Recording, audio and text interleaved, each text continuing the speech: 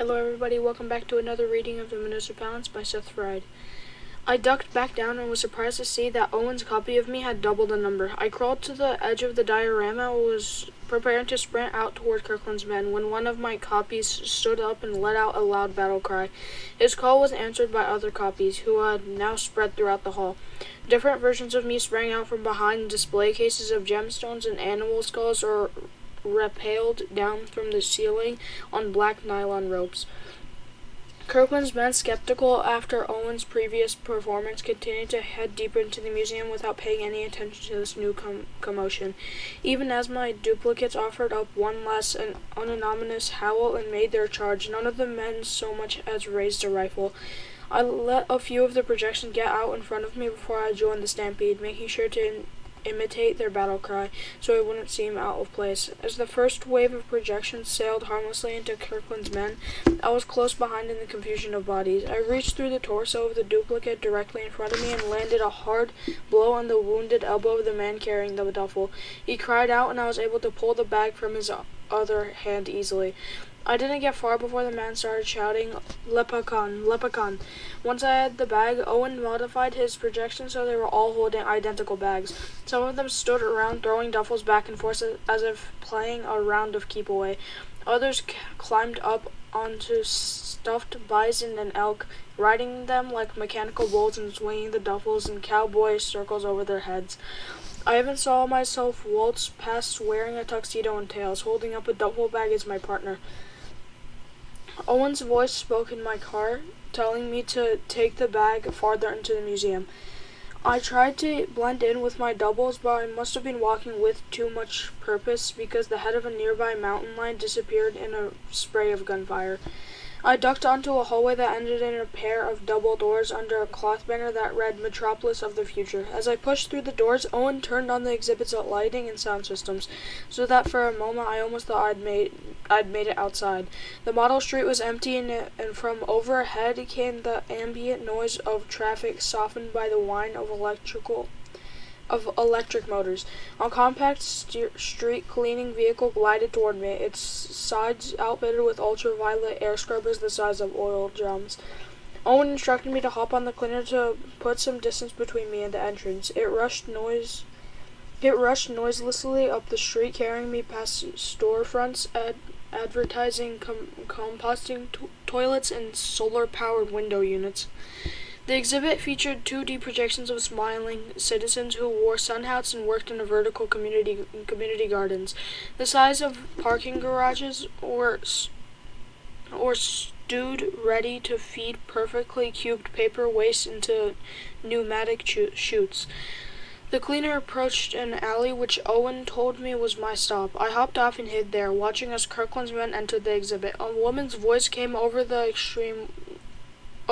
loudspeaker and began to talk about the growing dangers of extreme weather. Corrugated storm shutters rolled down from awnings to protect storefronts, and the woman's voice instructed any patrons to open the umbrellas provided to them by their tokens. An unseen sprinkler system turned on, blessing the street with rain as the voice explained that the hyper-absorbent pavement could take in over 900 gallons of water in a minute. Owen didn't turn on the sprinklers over the alley, so I was able to keep dry as I watched Kirkland's agents slog through the rain. Owen explained that he was maxing out the weather system's wind shear to make the walk as unpleasant as possible. Thanks to Owen, there was also a velociraptor on the sidewalk just ahead of them. It was dressed as a newsie in a small rain-wilted hat and a vest. It was holding a stack of soaked newspapers in its claws and shouting loudly enough to be heard over the weather. "Extra, extra, USMS foils terrorists." Owen cued an impressive flash of lightning to distract the men further, then opened a dry path leading to a utility exit and told me to get the bag out of the building. The exit opened back on the foyer, where I was surprised by one of Kirkland's agents who must have stayed to look after his wounded colleagues. He shoved me against the wall and started to wrestle the bag of explosives away from me. That was when I performed what I was not proud to realize was, when frightened, my preferred method of attack. I had to knee him in the crotch 3 times before he let go of the bag. When he finally fell to the floor, the The graveness of my approach was apparent even to Owen. He sounded perplexed as he congratulated me on a job well done. There was a thoughtful pause before he added, "Do you need me to show you the punching animation again?" I tried to explain myself, but Owen interrupted me to suggest a quick sprint out into Atwoman Park. "We should be in the clear the rest of the way," he said. "But if we run into any more of Kirkland's guys, try to defend yourself in a way that will reflect well on the agency." "I don't mean to keep doing that," I said, jogging through the foyer. I was scared. "I understand," Owen said, "but moving forward, let's try to keep everything above the waist. I want to be able to tell myself we're the good guys." I gave Owen my word as I fled down the museum steps outside. It sounded like the parade was being broken up from 6th Avenue. There was the dull roar of a frightened crowd, punctuated by the sound of police whistles. I was well into the park when a line of MPD cruisers finally came screaming toward the museum. Soon after, Kirkland's men emerged from the main entrance and took up defensive positions on the stairs. The cruisers all pulled to a stop at hasty angles as the men began to shoot. Officers ducked out of their cars and crouched behind them for cover before returning fire. The terrain of the park rose slightly before sloping down to a small creek, at the head of which was a stone culvert. I stashed the bag of explosives there, then hid behind one of the park's natural outcroppings of bedrock. I was comforted by what I assumed to be the sound of police helicopters approaching from the south, but when they finally appeared over the park aggressively low, I recognized them as 2 traffic helicopters. They had previously been the property of the USMS. They were now painted black and retrofitted with machine gun turrets. At the sight of helicopters, the police began to scramble for better cover in the museum's statuary garden. The helicopters hovered over the museum steps, firing on the police while also lowering rope ladders.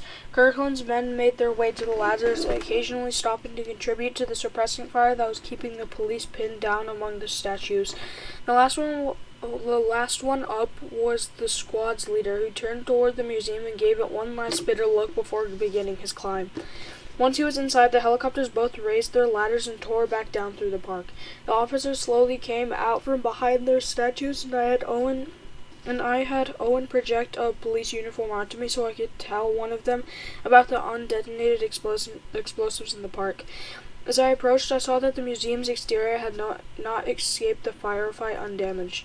Dozens of large windows were shattered and its facade was poked with bullet holes, but it otherwise seemed to be in good shape.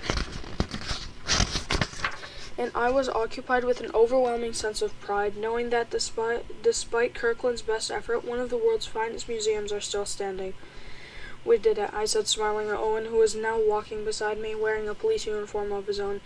He looked up at the building and laughed. "I bet Kirkland is." He was interrupted by a loud explosion a few blocks west. Within seconds, there was another explosion from the opposite side of the park, and the earth shook.